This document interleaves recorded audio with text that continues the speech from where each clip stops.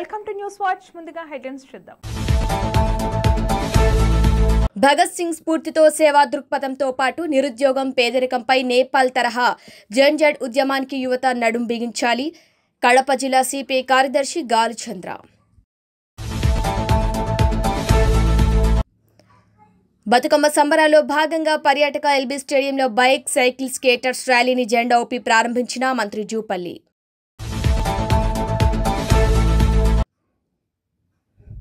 Tourism conclave 2025 కార్యక్రమంలో ముఖ్యమంత్రి రేవంత్ రెడ్డి.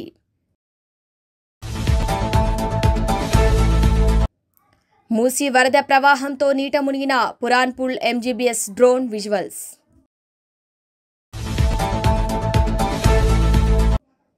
తెలంగాణ రాష్ట్రంలో దసరా, గాంధీ జయంతి ఒకే రోజు, మద్యం, మాంసంపై సందిగ్ధత.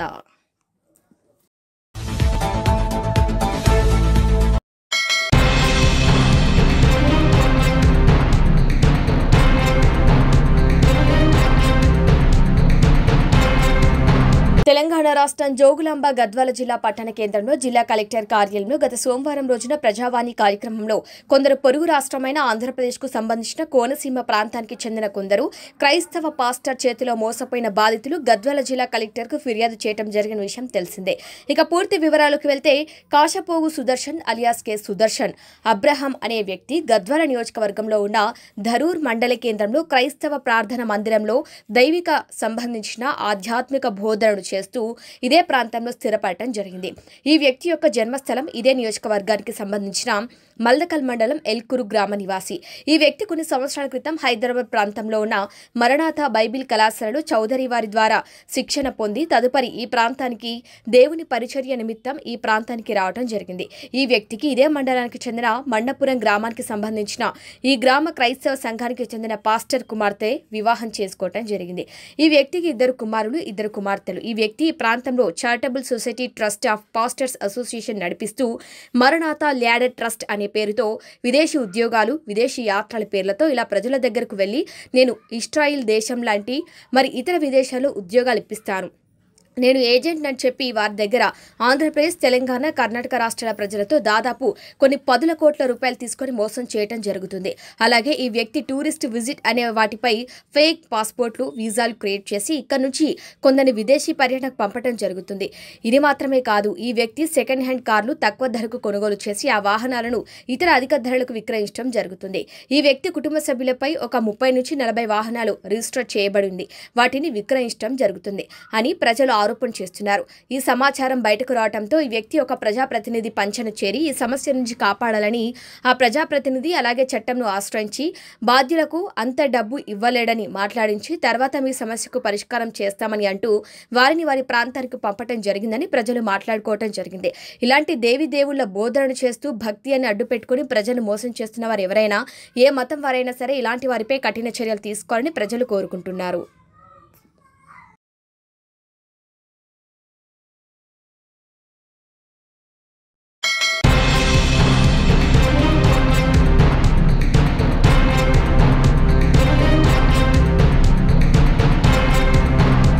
రైతు కూలీలకు 12,000, ఆటో అన్నలకు దాదాపు 24,000, మహిళలకు 2,500, పెళ్లైన ఆడబిడ్డలకు తులం బంగారం, వృద్ధులకు 4,000, చదువుకునే విద్యార్థినులకు స్కూటీలు, అన్ని రకాల వరికి క్వింటాకు 500 బోనస్, చాలా మందికి గృహజ్యోతి కింద 200 యూనిట్ల ఫ్రీ కరెంట్, పేదలకు ఇందిరమ్మ ఇండ్లు, ఉద్యమకారులకు 250 చదరపు గజాల స్థలం, విద్యార్థులకు 5 లక్షల విద్యా భరోసా కార్డ్. ఇలా తెలంగాణలోని 4 కోట్ల మంది ప్రజలకు ఈ కాంగ్రెస్ ప్రభుత్వం పడిన బాకీని తెలుపుతున్నారు. ఈ విధంగా మా మీద కేసులు పెట్టిన భయపడమని కేటీఆర్ విమర్శించారు.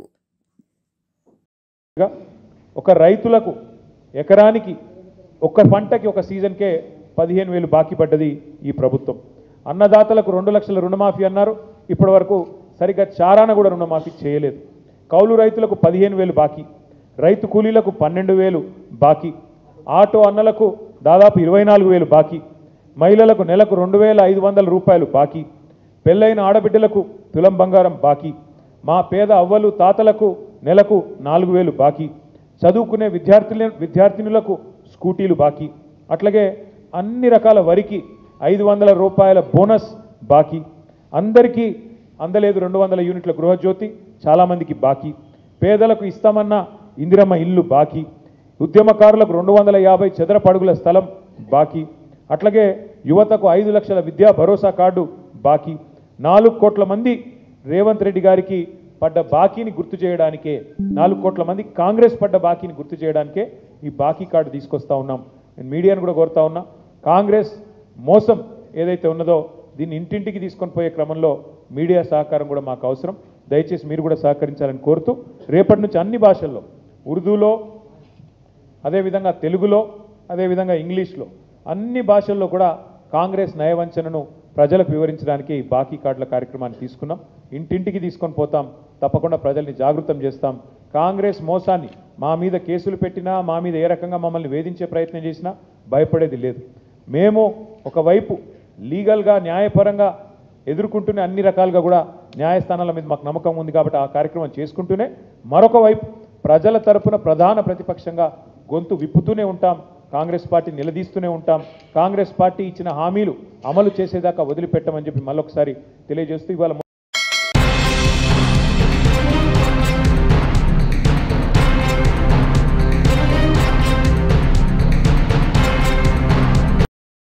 శంకర్పల్లి మున్సిపల్ పరిధిలోని 8వ వార్డులో కొత్తగా నిర్మించిన మోరీపై అడ్డంగా గోడ పెట్టడం వలన వర్షపు నీరు భారీగా చేరి స్థానికుల ఇళ్లలోకి రావడం జరిగింది. అలాగే నూతనంగా నిర్మించిన ఓపెన్ డ్రైనేజ్ వ్యవస్థ అండర్ గ్రౌండ్ డ్రైనేజీలోని వాటర్ పోకుండా అడ్డుగా ఉండటం వలన అండర్ గ్రౌండ్ నుంచి నీరు పైకి వచ్చి పలు ఇళ్లలోకి వచ్చిన సమస్యను ఈ రోజు కొంతమంది ఇళ్లను ఖాళీ చేసి వేరే రూమ్లోకి వెళ్లారు. ఇలా ఉంటే మున్సిపల్ కమిషనర్కు ఎన్నిసార్లు ఫిర్యాదు చేసినా చర్యలు తీసుకోకపోగా ఈ రోజు ఇలాంటి పరిస్థితికి దారితీయడాన్ని స్థానిక ప్రజలు జైపూర్ కౌన్సిలర్ రాములు మాట్లాడుతూ నూతనంగా నిర్మించిన ఓపెన్ డ్రైనేజీ వలన ఈ అండర్ గ్రౌండ్ లో పలుమార్లు వ్యవస్థ కూడుకుపోయిందని కమిషనర్ కు మున్సిపల్ అధికారులకు పలుమార్లు చెప్పినా పలు రకాల కారణాలతో నిర్లక్ష్యం చేశారని ఈ రోజు ఈ సమస్యకు పరిష్కారం లభించే వరకు నేను కూడా బాధ్యత వహించాల్సి వస్తుందని అన్నారు. ప్రజల ఇళ్లలోకి వర్షపు నీరు రావడం చాలా బాధాకరమని, ఈ వ్యవస్థకు మున్సిపల్ అధికారులే కారణమని అన్నారు. మున్సిపల్ కమిషనర్ అధికారి వివరణ ఇవ్వగా శంకర్పల్లి మున్సిపల్లోని 8వ వార్డైన ఫతేపూర్ గ్రామంలో ఈ సమస్య దృష్టికి వచ్చిందని, దీనికి కొన్ని కారణాల వలన నిర్లక్ష్యమైందని, ఇక్కడ స్థానిక ఇండ్లు చాలా దిగువకు ఉండటం వలన ఇండ్లలోకి నీరు ఇళ్లలోకి వస్తుందని, 2 రోజుల్లో పనులు అండర్ డ్రైనేజ్ పనులు కూడా పూర్తి చేస్తామని అన్నారు. దక్షిణం ఎన్ని సాధ్యం కావాలని మాకు మంది కావాలి, మాకు ఇల్లు కావాలి, చాలా బాగాలేదు, మోడీలు బాగాలేవు, ఖచ్చితంగా కావాలని కోరుకుంటున్నాం. ఎన్ని సంవత్సరాల నుంచి సమస్య? 5 సంవత్సరాలు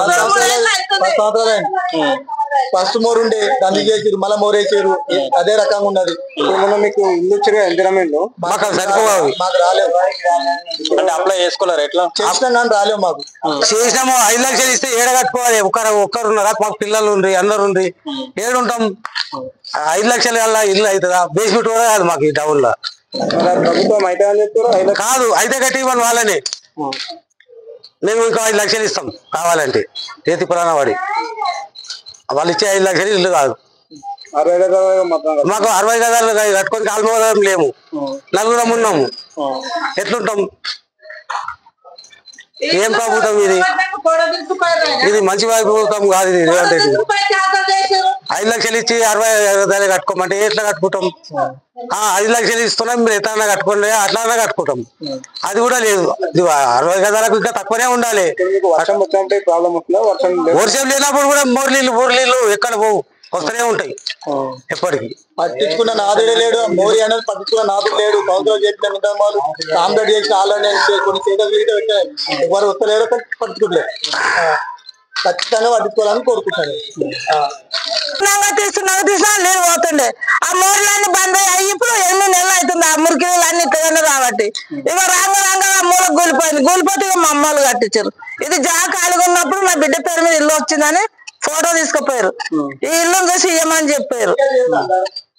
ఇవ్వమని చెప్పిపోతే మనం ఏమైనా ఊరుకున్నాము. ఈ వరద అంతే అయింది, మొత్తం మొగోళ్ళు లేరు. మా పరిస్థితి ఏంది ఇప్పుడు?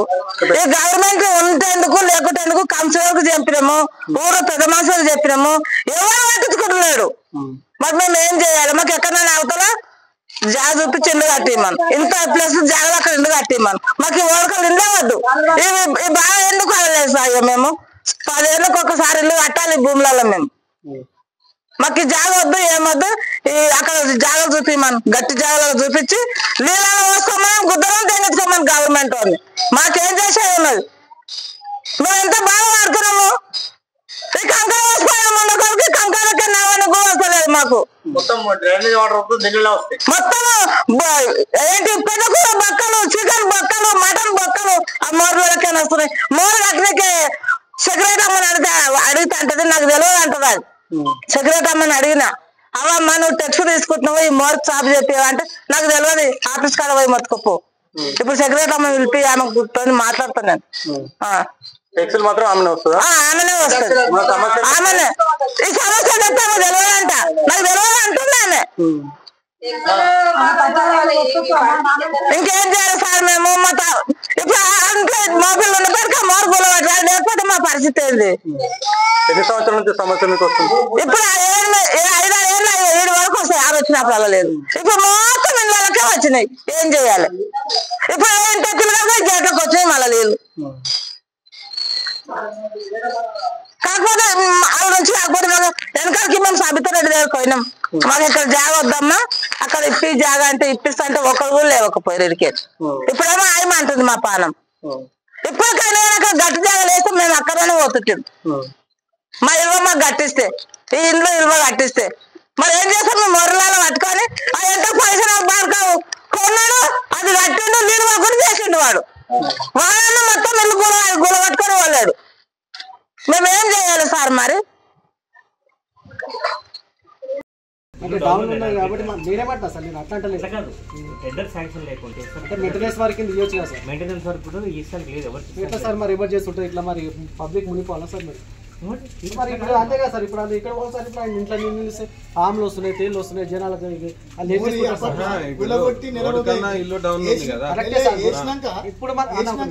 ఇప్పుడు అది పెద్ద పని కాదు. ఎన్ని మీటర్లు అయితే ఆ నాడికెళ్ళి అందాక ఇప్పుడు మనం గీడికి వెళ్ళి ఇందాక ఎన్ని మీటర్లు అయితే జరిగింది. ఇది అండర్ గ్రౌండ్ డ్రైనేజ్ మోచేది. టెండర్ శాంక్షన్ షార్ట్ టెండర్ పెట్టి 3 రోజులు చేసి చేస్తాం. మరి మీకు ఎన్ని రోజులు సార్ చెప్పింది? టెండర్ శాంక్షన్ తీసుకొని చేసినాం సార్. షార్ట్ టెండర్ పెట్టి చేయనుంటే సార్ మీరు షార్ట్ టెండర్ పెట్టి చేసిన ఆల్రెడీ శాంక్షన్ అయింది. ఎన్ని రోజులకు సార్? ఎన్నిసార్లు సార్? ఎన్ని రోజులు మీకు చెప్పి 4 months 4 నెలలు అవుతుంది సార్. చెప్పారు సార్ మీరు. నేను సార్ దగ్గరికి వచ్చి 4 సార్లు వచ్చాను సార్. అలాగా సార్. ఇప్పుడు మోర్ వేసినప్పుడు అండర్ గ్రౌండ్ డ్రైనేజ్ మూయేది కదా సార్. అది మూసేయడం వల్ల ఇదంతా ప్రాబ్లం వచ్చింది. అది మూసేయడం వల్లే ప్రాబ్లం వచ్చింది సార్. ఇప్పుడు అది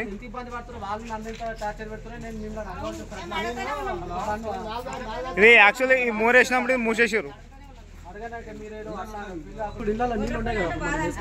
దీనికన్నా అది డౌన్ లో ఉంది కదా, దీనికన్నా డౌన్ లో లేదు.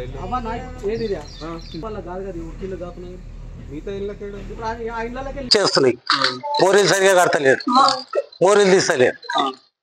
మొత్తం వాసన ఇల్లు ఖాళీ చేస్తున్నాము. ఇళ్ళకి వెళ్ళి కావాలి మాకు 60 గదాలు ఇస్తే మేము కట్టుకోలేము. ఇంతమంది వేరు ఉంటాం. 60 గదాలు ఇల్లు ఇస్తే ఒక్కడు ఉంటేనేమో ఉంటాడు. 60 గదాలు ఇస్తే 5 లక్షలు అంటే బునకి సరిపో మాకు ఇక్కడ పంపులకు. ఎంత ఇచ్చినా మాకు సరిపోనిస్తే ఇల్లు కట్టుకుంటాం. లేకపోతే రోడ్లు మంచిగా చేయాలి.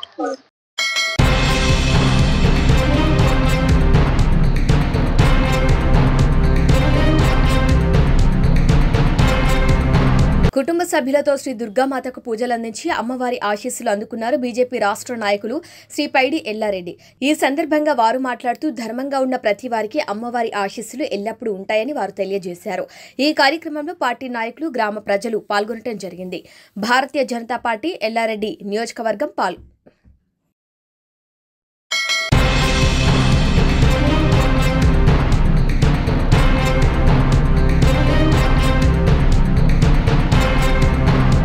తెలంగాణ సాంస్కృతిక సారథి ఉద్యోగుల క్రమబద్దీకరణ, ప్రతి నెల ఒక నిర్ణీత తేదీన వేతనాలు, పీఆర్సీ అమలు, వాహన సదుపాయం తదితర సమస్యల పరిష్కారానికి రాష్ట్ర ప్రభుత్వం చిత్తశుద్దితో ఉందని సాంస్కృతిక పర్యాటక శాఖ మంత్రి జూపల్లి కృష్ణారావు అన్నారు.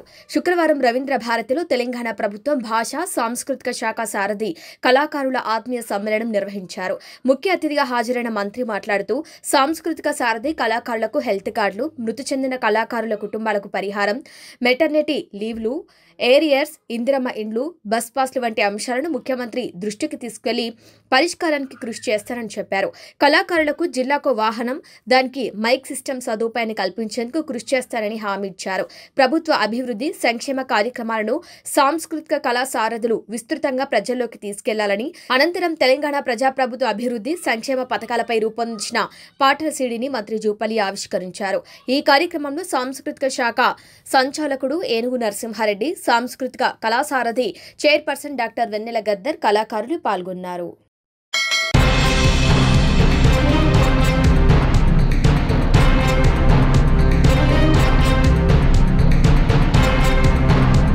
దసరా, గాంధీ జయంతి ఒకే రోజు రావటం వల్ల మద్యం, మాంసంపై కొంత సందిగ్ధత ఏర్పడింది. అక్టోబర్ 2న గాంధీ జయంతితో పాటు దసరా పండుగ ఒకే రోజు వస్తుంది. కాబట్టి ఈ సందర్భంగా ప్రియులు ఆలోచనలో పడ్డారు. సాధారణంగా గాంధీ జయంతి రోజు మద్యం, మాంసం దుకాణాలు మూసివేయటం ఆనవాయితీ. అయితే దసరా రోజున మాంసం, మద్యంపై విక్రయాలపై ఆసక్తికర చర్చ నడుస్తుంది. తెలంగాణ ప్రభుత్వానికి ఆదాయం 20 కోట్లకు పైగా జరిగేవి. ప్రభుత్వానికి గణనీయమైన ఆదాయాన్ని తెచ్చిపెట్టేది. ఈసారి 2 పండుగలు ఒకే రోజు రావడంతో మద్యం దుకాణాలు మూసివేస్తే ప్రభుత్వం ఆదాయంపై ప్రభావం పడే అవకాశం ఉంది. మాంసం వ్యాపారులు కూడా పండుగ రోజు విక్రయాలు అనుమతి ఇవ్వాలని కోరుతున్నారు.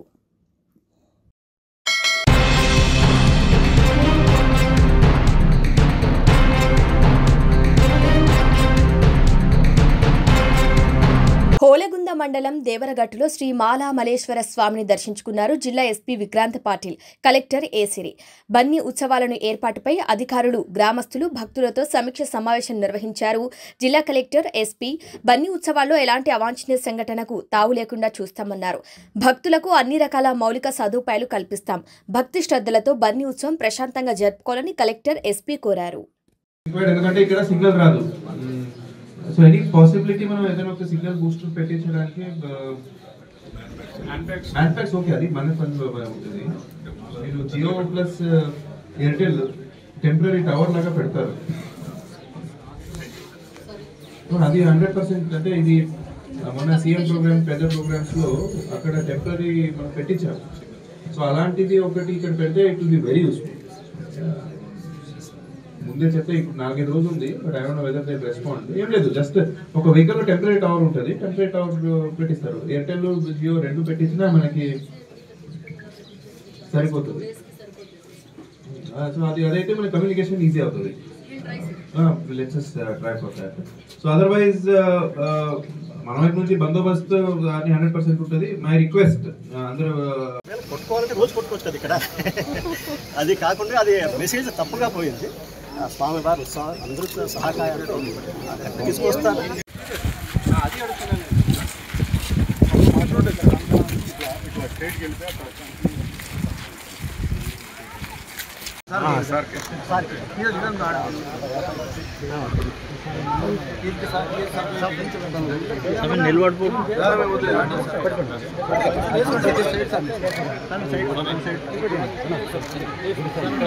పాయింట్లలో వాళ్ళని నిలబెట్టేసి చుట్టుపక్కల ఉన్నటువంటి పంచాయతీ నుంచి, మేజర్ పంచాయతీ నుంచి ఒక 40 to 50 మెంబర్స్ వర్కర్స్ కూడా డిప్యూట్ చేశారు మేడం.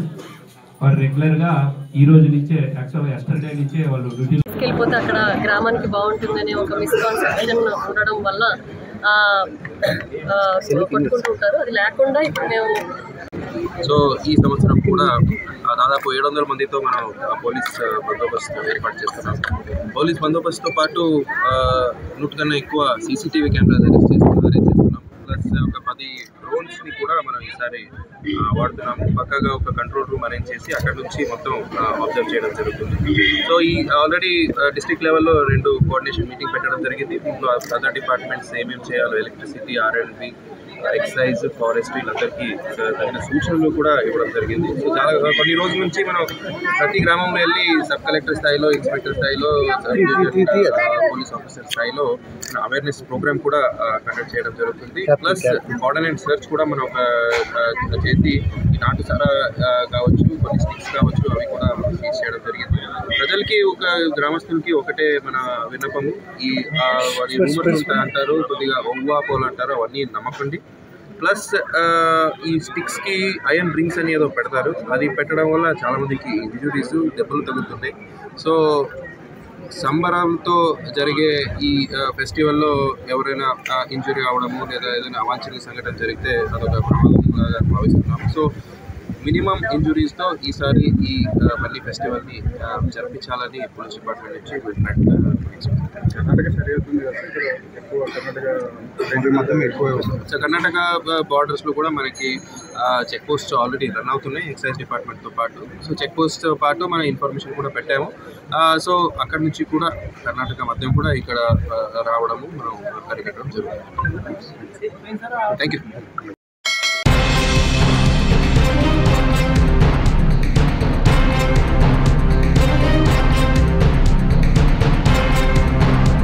ఎమ్మిగనూరు పట్టణంలో మైనార్టీ కాలనీ ఏర్పడి 29 సంవత్సరాలైనా అభివృద్ధికి నోచుకోకపోవటం ప్రజాప్రతినిధుల వైఫల్యానికి ఒక నిదర్శనం.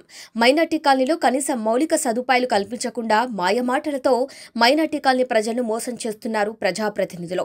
మైనార్టీ కాలనీలో సీసీ రోడ్లు, డ్రైనేజ్లు, వీధి లైట్లు ఏర్పాటు చేసి ఆ కాలనీ ప్రజలను ఆదుకోవాలని కోరుతూ సిపిఐ పట్టణ సమితి ఆధ్వర్యంలో శనివారం రోజున వర్షంలోనే మైనార్టీ కాలనీని పరిశీలన చేశారు సిపిఐ బృందం.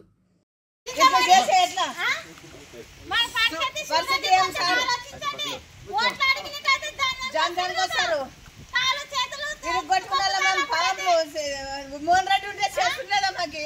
మీరేం సార్ ఇట్లా చేస్తున్నారు?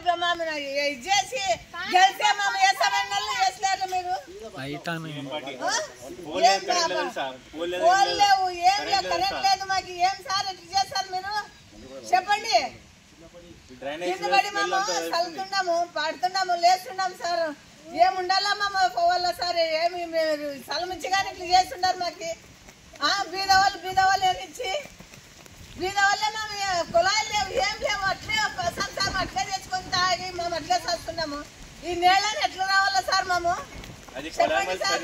కానీ కడుతున్నాం సార్, మేము 2000 కడుతున్నాము సంవత్సరంకి. నీళ్ళు లేవు, కాలు లేవు, అట్లే చేస్తున్నాం సార్. మేము ఎట్లా సంసారం చేయాలి? ఈ వాండ్లన్నా చెప్పండి సార్. మీరు కింద పడుతున్నాము ముసలోళ్ళు మేము.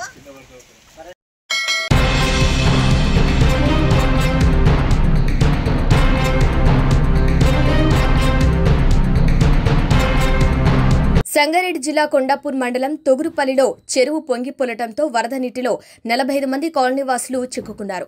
2 రోజులుగా రవాణా విద్యుత్ పూర్తిగా నిలిచిపోయింది. వరద నీరు పెరుగుతుండటంతో ప్రజల్లో ఆందోళన నెలకొంది. తమను ఎలాగైనా కాపాడాలని అర్ధనాదాలు చేస్తూ అధికారులకు సమాచారం ఇచ్చారు.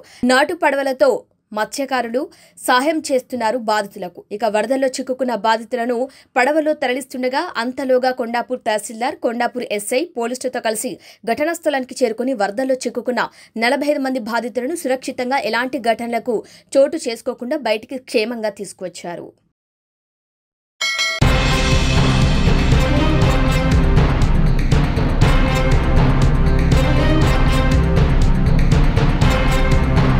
హైదరాబాద్లో మూసీ నది ఉగ్రరూపం దాల్చింది. 5 ఏళ్ల తర్వాత భారీ వరద పోటెత్తి బాపుఘాట్ నుంచి దిగువ ప్రాంతాలను ముంచెత్తుతోంది.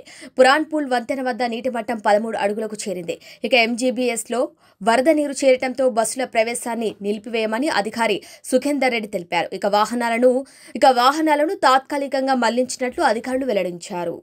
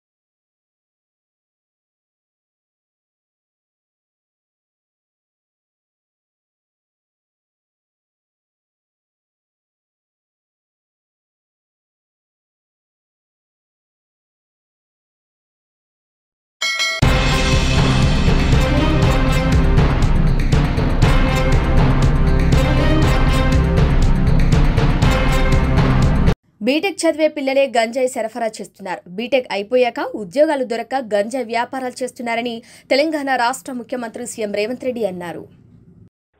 గంజాయి సరఫరా చేసే వాళ్ళు చాలా వరకు ఇంజనీరింగ్ గ్రాడ్యుయేట్స్, ఇంజనీరింగ్ చదువుకుంటున్న పిల్లలే సరఫరా చేస్తారు. ఇంజనీరింగ్ అయిపోయినాక ఉద్యోగం దొరకక మొదట వాడు అలవాటు చేసుకొని అలవాటు నుంచి అవసరాల కోసం గంజాయి వ్యాపారం చేసే పరిస్థితులు ఈరోజు తెలంగాణలో దాపురించినాయి.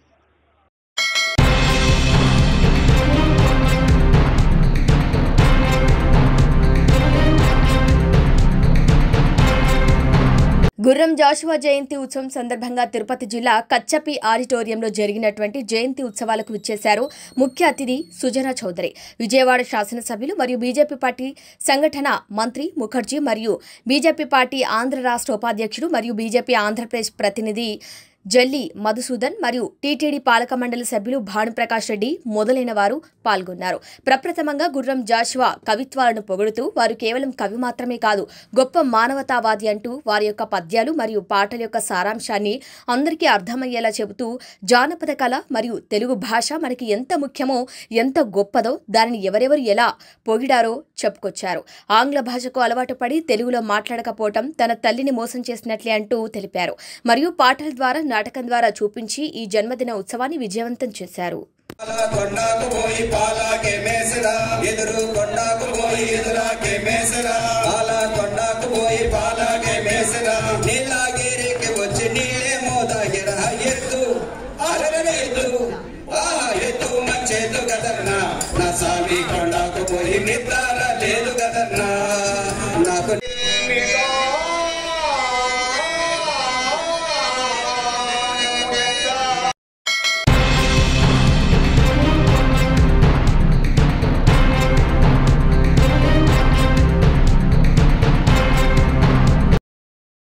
స్వాతంత్ర సమరయోధుడు సర్దార్ భగత్ సింగ్ 118వ జయంతి సందర్భంగా ఆదివారం స్థానిక రెడ్ క్రాస్ భవన్లో ఏఐఎస్ఎఫ్ ఏఐవైఎఫ్ ఆధ్వర్యంలో జరిగిన రక్తదాన శిబిరంలో సిపిఐ జిల్లా కార్యదర్శి గాలి చంద్ర మాట్లాడుతూ ప్రస్తుత పాకిస్తాన్ పంజాబ్ బంగ్లాలో కిషన్ సింగ్ విద్యావతి దంపతులకు 1907 సెప్టెంబర్ 28న జన్మించిన భగత్ సింగ్ అతి చిన్న వయసులోనే స్వాతంత్ర ఉద్యమానికి ఆకర్షితుడై రవి అస్తమించని సామ్రాజ్యవాద బ్రిటిష్ వారికి వ్యతిరేకంగా ఉద్యమానికి శ్రీకారం చుట్టి యువతను స్వాతంత్ర సంగ్రామంలో అగ్రభాగాన నిలిపారన్నారు.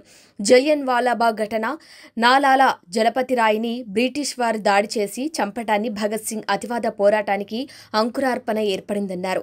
కులమతాలకు అతీతంగా దేశ సమైక్యత, సమగ్రత కోసం స్వేచ్ఛ, స్వాతంత్ర్యం, సమైక్యత, సమగ్రత, సమానత్వం కోసం ప్రాణత్యాగం చేసి సాధించిన స్వాతంత్ర ఫలాలు సంపన్న వర్గాల చేతుల్లో కేంద్రీకృతమయ్యాయని అన్నారు.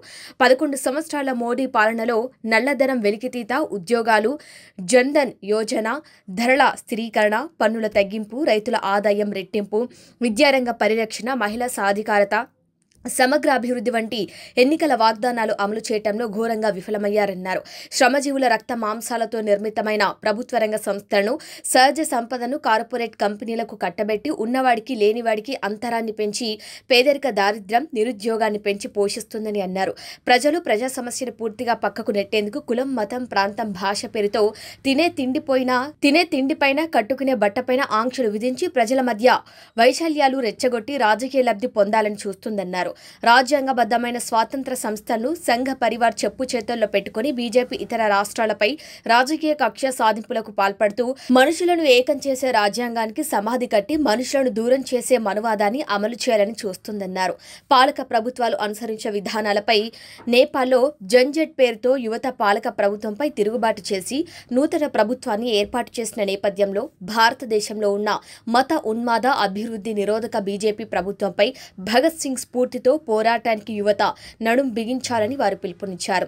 ఇక ఏఐవైఎఫ్ జిల్లా అధ్యక్షులు ప్రభాకర్, ఏఐఎస్ఎఫ్ నగర అధ్యక్ష కార్యదర్శులు అకిరానందన్ తేజ, ఏఐవైఎఫ్ నగర అధ్యక్షులు ప్రదీప్, ఏఐఎస్ఎఫ్ నాయకులు అరుణ్, అశోక్, మల్లికార్జున, నిఖిల్, శమంత్, చేతన్, హేమంత్, జస్వంత్ పాల్గొన్నారు.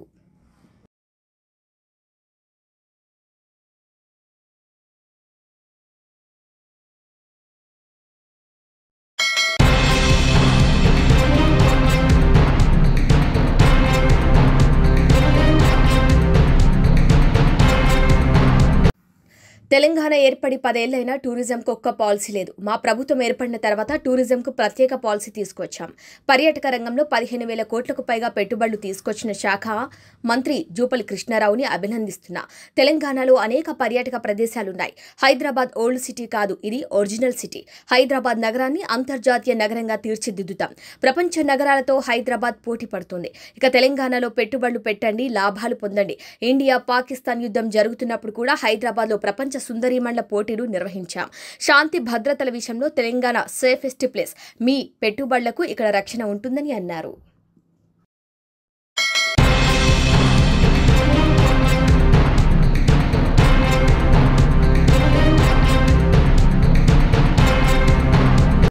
ఇవాళ తెలంగాణ ప్రభుత్వం దగ్గర కార్యాలయాలు కట్టడానికి భూమి లేదు, కనీసం శ్మశాన వాటికలు కట్టుకోవడానికి కూడా భూమి లేదు అంటూ తెలంగాణ రాష్ట్ర ముఖ్యమంత్రి రేవంత్ రెడ్డి అన్నారు. ఇవాళ ప్రభుత్వం దగ్గర పంచడానికి భూములు లేవు, ప్రభుత్వం దగ్గర ప్రభుత్వ కార్యాలయాలు కట్టడానికి భూమి లేదు, శ్మశాన వాటికల కోసం కేటాయిద్దామంటే భూమి లేదు. ఇక పేదలకు భూమి ఇవ్వడం అనేది పేదరికాన్ని నిర్మూలించడానికి భూములు ఇవ్వాలంటే అసాధ్యమైన పని. మరి పేదరికాన్ని ఎట్లా నిర్మూలించాలి, ఇది ఆలోచన చేయాలి.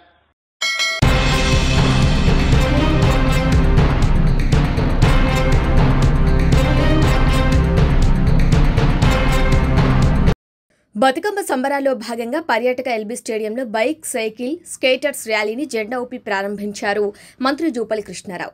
సైకిలిస్టుతో కలిసి ర్యాలీలో పాల్గొన్నారు. ఇక ఎల్బీ స్టేడియం నుంచి ఎన్టీఆర్ స్టేడియం వరకు ఈ ర్యాలీ కొనసాగింది. సాంప్రదాయ వస్త్రాధారణతో బుల్లెట్ ర్యాలీలో పాల్గొన్నారు హైదరాబాద్ విమెన్ బైకర్స్. తెలంగాణలోని పర్యాటక ప్రాంతాలను సందర్శించి టూరిజం ప్రమోషన్లో భాగస్వాములు కావాలని మంత్రి జూపల్లి పిలుపునిచ్చారు. ఎన్టీఆర్ స్టేడియంలో ర్యాలీలో పాల్గొన్నారు. రైడర్స్ కి ప్రశంస పత్రాలు అందజేశారు. ఈ కార్యక్రమంలో పర్యాటక అభివృద్ధి సంస్థ ఎండి క్రాంతి వల్లూరి తదితరులు పాల్గొన్నారు.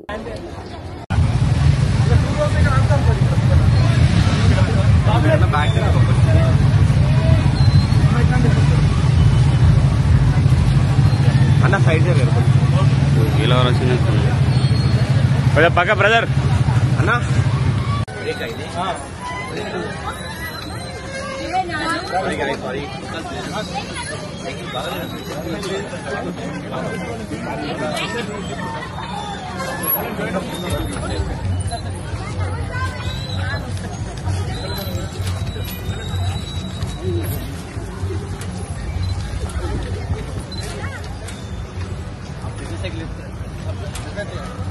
శాఖ మంత్రులు మాజీ గౌరవనీయులు జూపల్లి కృష్ణారావు గారు ఫ్లాగ్ ఆఫ్ చేసిన వెంటనే ర్యాలీ స్టార్ట్ అవుతుంది. ఇక్కడ నుంచి మనం టూరిజం మేనేజింగ్ డైరెక్టర్ విచ్చేసి ఉన్నారు. సాధారణ స్వాగతం పలుకుతా ఉన్నాము.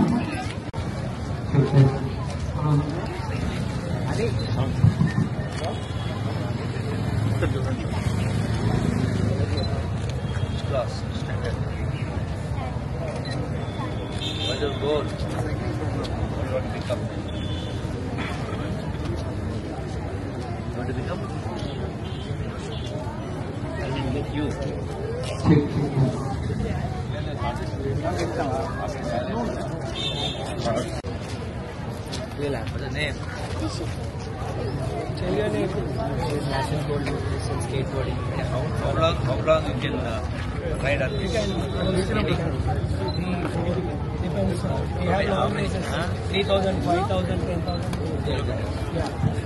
3 kilometers we have 3 and 5 kilometers.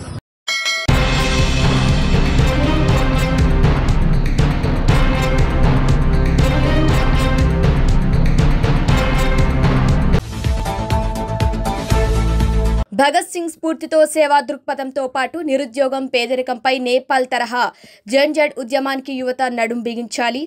Kadapa జిల్లా సిపిఐ కార్యదర్శి గాలుచంద్ర. బతుకమ్మ సంబరాల్లో భాగంగా పర్యాటక ఎల్బీ స్టేడియంలో బైక్, సైకిల్, స్కేటర్స్ ర్యాలీని జెండా ఊపి ప్రారంభించిన మంత్రి జూపల్లి.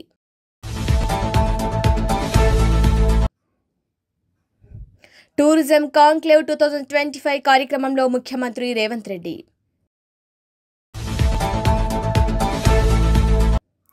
మూసీ వరద ప్రవాహంతో నీట మునిగిన పురాన్పూల్ ఎంజీబీఎస్ డ్రోన్ విజువల్స్.